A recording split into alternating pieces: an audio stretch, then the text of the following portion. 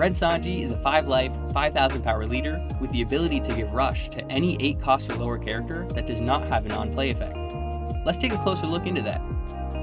We will want to focus on cards that have effects that activate when attacking or on KO. Wapol is a fantastic card that has an effect to reduce an opponent's character's power by 2000 to make him gain 2000 as well. This is extremely useful for getting over pesky characters your opponent has, but he also becomes a massive body, and his 2000 power boost sticks around until the end of your opponent's turn. This makes him much more likely to stick around.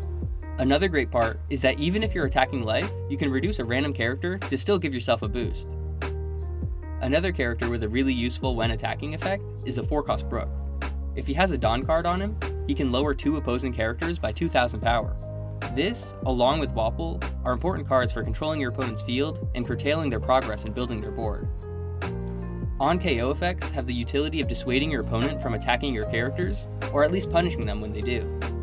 The 4-cost Usopp is a really underrated card, able to pop an opponent's character with 5000 original power.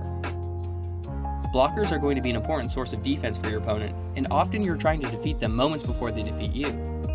Usopp will either survive and be another free attack, or when he's popped or attacked over, you can remove a blocker, freeing up one of your own attacks. Also, other aggressive and swarm decks like Zoro with Chopper can be a challenge for this deck, so this gives you the counters you need to combat them. The 3-cost Sanji is one of the most universal red cards printed in the last few sets. It gains 3000 power on your turn, and draws you a card when your opponent runs over it. The real reason it's so useful is that it's one of the cheapest 6k swings in the game with Rush, for just 3 Dawn. The 3-cost Zoro is the same way, just requiring 1 more Dawn to swing for 7000. However, he'll keep his boost during your opponent's turn, being a 6k body that will be difficult for them to remove. Probably the greatest card your opponent will not expect is a 2-cost 2k Sanji. This guy is a 2 Dawn, 7000 power rush for the low price of taking your own life card. Since your opponent will be so focused on your own characters, this is really useful for replenishing your hand besides just the unexpected pressure. Going first in this deck is definitely strongest, so you can attack as soon as possible.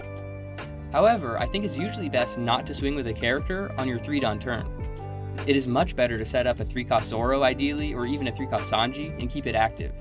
Your opponent will always be focused on attacking your characters, so even with 5 life, you'll be keeping most of it for a while.